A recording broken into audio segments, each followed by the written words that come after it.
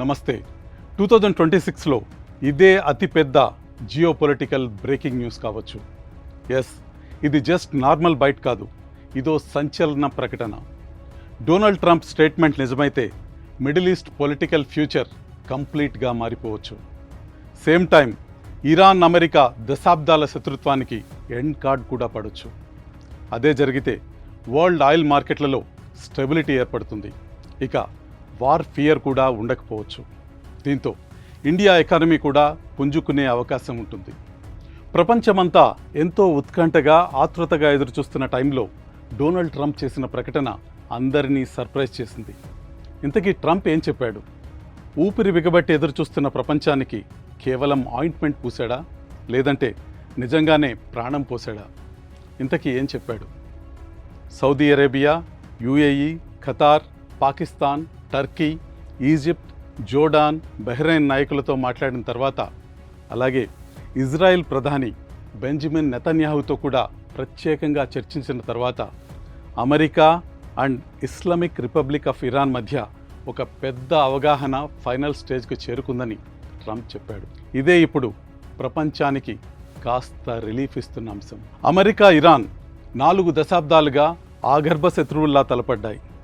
Critical sanctions, proxy wars, nuclear tensions, oil politics, cyber attacks, military warnings, murders ప్రపంచాన్ని వణికించాయి. 2 దేశాల మధ్య పూర్తిగా సంబంధాలు తెగిపోయాయి. అలాంటి సిచ్యువేషన్లో ఉన్నట్టుండి ట్రంప్ శాంతి గురించి మాట్లాడుతున్నాడు. ఇది చిన్న విషయం కాదు, పాసింగ్ రిమార్క్ అంతకంటే కాదు. పూర్తి స్థాయిలో గల్ఫ్ దేశాల నాయకులతో మాట్లాడిన తర్వాత చెప్తున్న పీస్ స్టేట్మెంట్ ఇది. డొనాల్డ్ ట్రంప్ స్టేట్మెంట్లో ప్రపంచాన్ని షాక్కు గురిచేసిన పాయింట్ మాత్రం ఒకటే. అదేంటంటే స్ట్రెయిట్ ఆఫ్ హోర్ముజ్ ఓపెన్ చేస్తామని. ఇదొక్క లైన్నే ప్రపంచమంతా సీరియస్గా తీసుకుంటుంది. ఎందుకంటే స్ట్రెయిట్ ఆఫ్ హోర్ముజ్ అనేది కేవలం సముద్ర మార్గం మాత్రమే కాదు, అది ప్రపంచంలోని కీలకమైన ఆయిల్ చోక్ పాయింట్. ప్రపంచ చమురులో దాదాపు 20% ఈ సన్నని సముద్ర మార్గం ద్వారానే వెళ్తుంది. ఒక్కసారి హోర్ముజ్ మూసుకుపోతే ఏం జరుగుతుంది? ప్రపంచవ్యాప్తంగా ఆయిల్ రేట్స్ మండిపోతాయి, ఫ్యూయల్ ప్రైసెస్ భారీగా పెరుగుతాయి, ఇన్ఫ్లేషన్ మరింత పెరుగుతుంది, షిప్పింగ్ ట్రాన్స్పోర్ట్ ఛార్జెస్ విపరీతంగా పెరుగుతాయి, స్టాక్ మార్కెట్లు కుప్పకూలుతాయి. భారత్లో పెట్రోల్ ప్రైసెస్ నుంచి యూరప్లో ఇన్ఫ్లేషన్ వరకు, చైనా ఎనర్జీ సేఫ్టీ నుంచి గల్ఫ్ ఎకానమీ వరకు ప్రతి దేశం పైన హోర్ముజ్ ప్రభావం ఉంటుంది. అందుకే ఇది ఇప్పుడు కేవలం అమెరికా, ఇరాన్ సంబంధించిన విషయం కాదు, ప్రపంచ ఆర్థిక వ్యవస్థకు సంబంధించిన విషయం. కరెక్టే, కానీ ఇప్పుడు అందరినీ వేధిస్తున్న ప్రశ్న ఒక్కటే: ట్రంప్ పీస్ డీల్కు ఇరాన్ నిజంగానే ఒప్పుకుందా? ఎందుకంటే గతంలో కూడా ట్రంప్ ఇలాంటి స్టేట్మెంట్సే ఇచ్చాడు. అందుకే ఈ ప్రకటనను కేవలం భావోద్వేగంతో కాదు, వ్యూహాత్మకంగా అనలైజ్ చేయాలి. ట్రంప్ స్టేట్మెంట్లోని కీ యాంగిల్ ఏంటంటే, ముందుగా మిడిల్ ఈస్ట్ దేశాల మద్దతు కూడగట్టే ప్రయత్నం చేస్తున్నట్టు కనిపిస్తోంది. ఒబామా టైంలో జరిగిన JCPOA అణు ఒప్పందానికి యూరప్ మద్దతు ఇచ్చినా సౌదీ అరేబియా, ఇజ్రాయెల్ అసంతృప్తిగా ఉండేవి. అందుకే ఈసారి ట్రంప్ నెక్స్ట్ లెవెల్ గేమ్ ఆడుతున్నాడని ఆయన అనుచరులు చెప్తున్నారు. ఫస్ట్ అరబ్ దేశాల సపోర్ట్ తీసుకుని ఆ తర్వాత ఇరాన్పై ఒత్తిడి తెచ్చి చర్చలను కొనసాగిస్తున్నారని చెప్తున్నారు.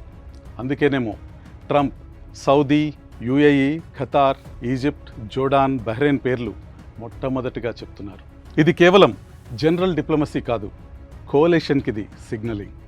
ఈ స్టేట్మెంట్లో ట్రంప్ ఇరాన్కు స్ట్రైట్గా ఒక మెసేజ్ ఇవ్వడంతో పాటు సేమ్ టైం ప్రపంచానికి కూడా ఒక సందేశం ఇచ్చాడు. ఈ డీల్కు గల్ఫ్ దేశాల సపోర్ట్ ఉంది, అరబ్ కంట్రీస్ కూడా మద్దతిస్తే ఈ ఒప్పందం ఈజీగా కుదురుతుందని ట్రంప్ ఉద్దేశం.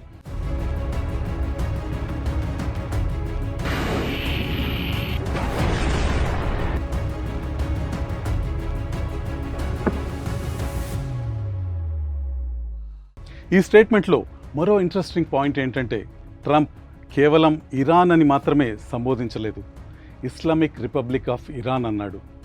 డిప్లొమసీలో ఇలాంటి పదాలకు చాలా విలువ ఉంటుంది. జనరల్గా అమెరికా లీడర్స్ ఎవరు ఇరాన్ పొలిటికల్ సిస్టమ్స్ను అలా గౌరవప్రదంగా పిలవటానికి ఇష్టపడరు. కానీ ట్రంప్ అలా అనటంతో టెహ్రాన్కు ఒక సాఫ్ట్ సిగ్నల్ ఇచ్చాడని అనలిస్టులు చెప్తున్నారు. ఇప్పుడు అంతకంటే ఇంపార్టెంట్ విషయం ఏంటంటే, ట్రంప్ నెతన్యాహుల మధ్య జరిగిన phone call. The call went well అని మాత్రమే ట్రంప్ ప్రకటనలో చెప్పాడు. అంతకు మించి నో డీటెయిల్స్, ఇందులో క్లారిటీ లేదు. అదే ఇప్పుడు ప్రపంచాన్ని ఇంకో విధంగా టెన్షన్ పెడుతుంది. ఎందుకంటే ఇజ్రాయెల్ దృష్టిలో ఇరాన్ అనేది అతి పెద్ద డేంజరస్ కంట్రీ. అందుకే గతంలో కూడా నెతన్యాహు ఒబామా ఇరాన్ల మధ్య ఒప్పందాన్ని తీవ్రంగా వ్యతిరేకించారు. ఇలాంటి సిచ్యువేషన్లో ఇజ్రాయెల్ ట్రంప్ న్యూ స్ట్రాటజీకి సపోర్ట్ ఇస్తుందా లేక కామ్గా అబ్జర్వ్ చేస్తుందా? ఇప్పటి వరకు దానికి స్పష్టమైన సమాధానం లేదు. అలాంటప్పుడు మరి ట్రంప్ మాటలను పూర్తిగా నమ్మొచ్చా? అదే ఇప్పుడు big debate in the world. ఎందుకంటే లెబనాన్లో ఇజ్రాయెల్ దూకుడు చూసినా, ట్రంప్ గత చరిత్రను చూసినా వీటి పట్ల ఎవరైనా డైలమాలో పడతారు. ట్రంప్ మాటలు ఎందుకు నమ్మకూడదు? గతంలో నార్త్ కొరియా విషయంలో కూడా ఇలాంటిదే జరిగింది. కిమ్ జాంగ్ ఉన్తో చారిత్రక సమావేశాలు జరిగాయి. ఆ టైంలో ఉత్తర కొరియా నుంచి ప్రపంచానికి ఇక న్యూక్లియర్ ముప్పు ఉండదని ట్రంప్ చెప్పిన మాటలతో ఇంటర్నేషనల్ మీడియా అంతా బిగ్ బ్రేకింగ్ న్యూస్తో హోరెత్తించింది. మరిప్పుడు నార్త్ కొరియా పరిస్థితి ఏంటి? కిమ్ అణ్వాయుధాలతో ఎప్పుడెప్పుడు యుద్ధం చేస్తామని ఈగర్లీ వెయిటింగ్ అన్నట్టుంది. ఆఫ్ఘనిస్తాన్ కూడా అంతే. తాలిబాన్తో చర్చలను శాంతికి మార్గంగా ట్రంప్ ప్రకటించాడు. కానీ విమర్శకులు అది రీజనల్ ఇన్స్టెబిలిటీకి దారితీసిందని వ్యాఖ్యానించారు. ఇక మరోసారి ఇరాన్ విషయానికి వస్తే 2018లో ట్రంప్ ఒబామా కాలం నాటి JCPOA ఒప్పందం నుంచి అమెరికాను తొలగించాడు. ఇది అత్యంత చెత్త డీల్ అని ట్రంపే వ్యాఖ్యానించాడు. ఆ తర్వాత మళ్ళీ కథ మొదటికొచ్చింది. ఇరాన్ అమెరికా మధ్య టెన్షన్స్ విపరీతంగా పెరిగాయి. ఆంక్షలు మరింత కఠినమయ్యాయి. గల్ఫ్లో దాడులు కూడా పెరిగాయి. ఆయిల్ ట్యాంకర్లను టార్గెట్ చేశారు. ఆ తర్వాత 2020 జనవరిలో ఇరాన్ టాప్ కమాండర్ ఖాసిం సొలైమానీని అమెరికా హత్య చేసింది. అలాంటి ట్రంప్ ఇప్పుడు పీస్ గురించి మాట్లాడుతున్నాడా? శాంతి గురించి ప్రవచనాలు చెప్తున్నాడా? ఇది కళ నిజమా అని ప్రపంచమంతా దీని గురించి డీప్ డిస్కషన్స్ చేస్తుంది. అయితే ఇది ట్రంప్లోని మరో కొత్త యాంగిల్ అని ఆయన సపోర్టర్స్ అంటుంటే, అపోనెంట్స్ మాత్రం ట్రంప్ ఫస్ట్ హెడ్లైన్స్ చెప్పి ఆ తర్వాత మ్యాటర్లోకి వస్తాడని చెప్తున్నారు. ట్రంప్ డిప్లొమసీ స్టైల్ ఎలా ఉంటుందంటే పబ్లిక్ డ్రామా క్రియేట్ చేసి సైకలాజికల్ లెవరేజ్ తర్వాత చర్చలు జరుపుతాడని రకరకాలుగా విశ్లేషిస్తున్నారు.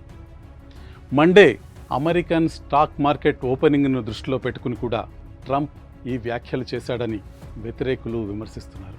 డొనాల్డ్ ట్రంప్ లేటెస్ట్ స్టేట్మెంట్లో మెయిన్ పాయింట్స్ ఒకసారి చూద్దాం. ఇప్పటికీ ఎలాంటి అఫీషియల్ అగ్రిమెంట్ డాక్యుమెంట్ లేదు. శాంక్షన్స్కి రోడ్ మ్యాప్ కూడా లేదు. వెరిఫికేషన్ మెకానిజం కూడా లేదు. ఇరాన్ గురించి ట్రంప్ చెప్పిన స్థాయిలో పబ్లిక్ కన్ఫర్మేషన్ కూడా లేదు. అంటే ఈ డీల్ ఇంకా ఫైనల్ కాలేదు.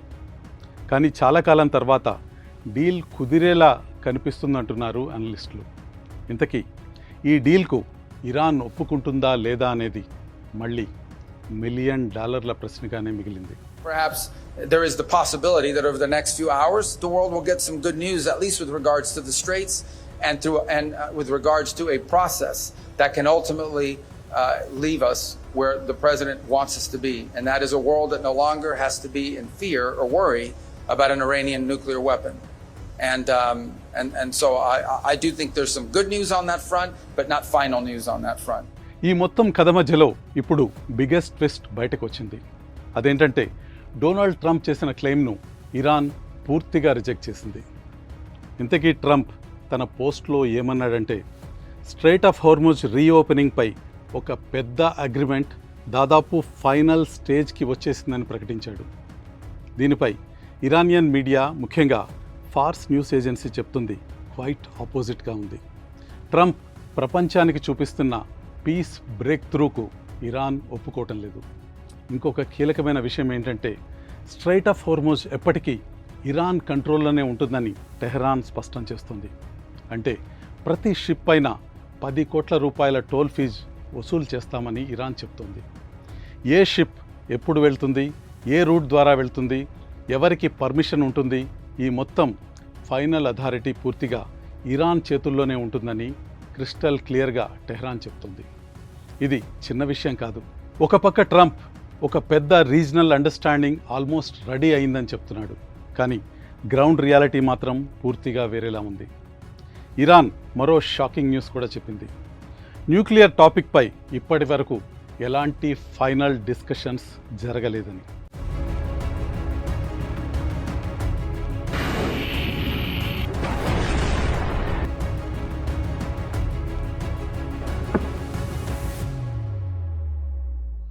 ఎన్నో ఏళ్లుగా యుఎస్ ఇరాన్ టెన్షన్స్కు ప్రధాన కారణమైన న్యూక్లియర్ ఇష్యూపైనే ఇంకా ఫైనల్ అండర్స్టాండింగ్ లేకపోతే ట్రంప్ చెప్పిన లార్జ్లీ నెగోషియేటెడ్ అగ్రిమెంట్ అసలు ఎంతవరకు వచ్చినట్టు?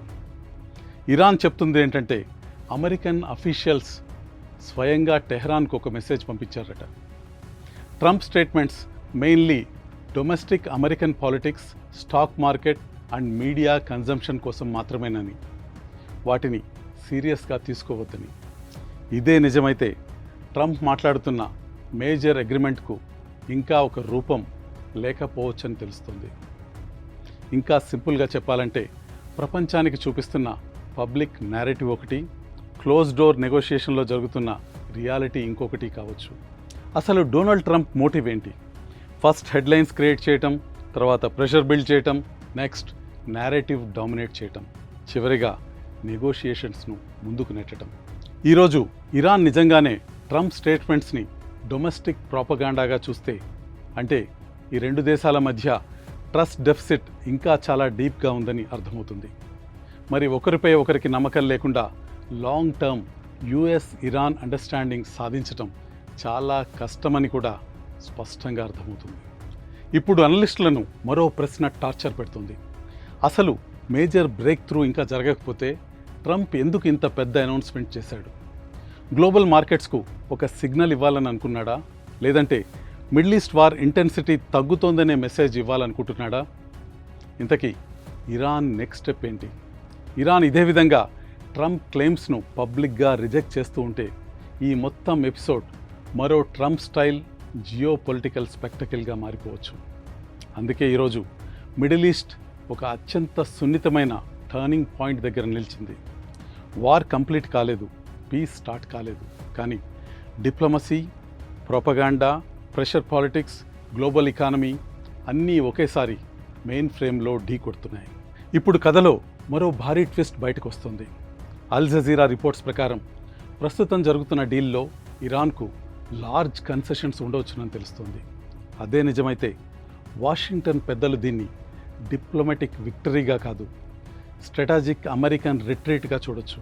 ఎందుకంటే ఇరాన్కు సంబంధించిన $1 బిలియన్ నిధులను అన్ఫ్రీజ్ చేయటం, అమెరికా విధించిన కీలక శాంక్షన్స్ను ఎత్తివేయటం, ఇరాన్ చుట్టుపక్కల ప్రాంతాల్లో అమెరికా సైనిక ఒత్తిడిని తగ్గించటం, స్ట్రైట్ ఆఫ్ హార్ముజ్ను తిరిగి తెరవటం, బట్ దాని మేనేజ్మెంట్ అండ్ కంట్రోల్ పూర్తిగా ఇరాన్ చేతుల్లో కొనసాగటం, హొర్ముజ్ నుంచి వెళ్లే షిప్లపై ట్రాన్సిట్ టోల్స్ ద్వారా టెహ్రాన్కు భారీ లాభం కలిగే అవకాశం ఉండటం, ఇంకా ముఖ్యంగా ఇరాన్ తన ఎన్రిచ్డ్ యురేనియం ప్రాజెక్ట్ కొనసాగించడానికి అనుమతించటం, అలాగే న్యూక్లియర్ టాక్స్ను ఎలాంటి ఫిక్స్డ్ డెడ్లైన్ లేకుండా అనుమతించటం. ఇదే జరిగితే ఇరాన్కు అంతకన్నా కావాల్సిందేంటి? కానీ టెహ్రాన్ మాత్రం ఇది అసలు అయ్యేలానే లేదంటుంది. న్యూక్లియర్ ఇష్యూ అసలు ఫైనలైజ్ కాలేదట. ఫ్యూచర్ డిస్కషన్స్ ఇంకా ఎన్ని రోజులైనా పట్టొచ్చుట. ఇదే ఇప్పుడు అతి పెద్ద కాంట్రడిక్షన్. అయితే ఇరాన్ అడిగిందలా చేస్తే అమెరికాకు దక్కేదేంటని అమెరికన్ పొలిటీషియన్స్ అడుగుతున్నారు. ఎందుకంటే కొన్ని నెలలుగా టెహ్రాన్ చేతిలో ఉన్న అతిపెద్ద pressure point strait of Hormuz. హార్ముజ్లో టెన్షన్స్ పెరిగినా, షిప్పింగ్ డిస్రప్షన్ భయం వచ్చినా గ్లోబల్ ఆయిల్ మార్కెట్స్ వెంటనే కుదేలవుతాయని ఇరాన్కు బాగా తెలుసు.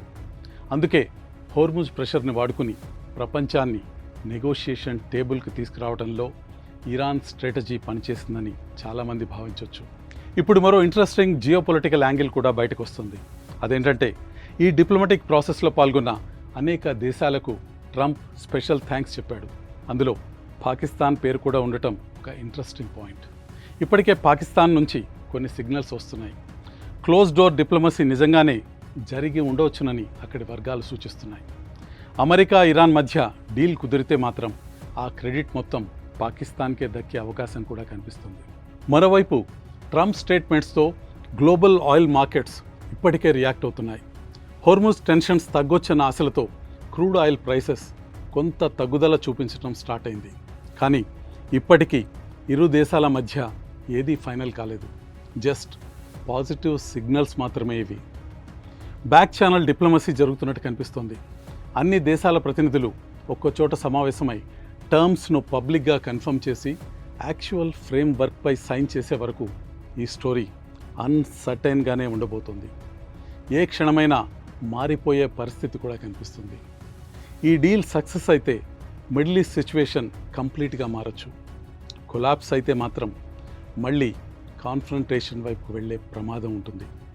ట్రంప్ ఈసారి నిజంగా రిజల్ట్ చూపిస్తాడా లేక చరిత్రలో తిరుగులేని కమెడియన్గా మిగిలిపోతాడా అనేది త్వరలోనే తెలుస్తుంది.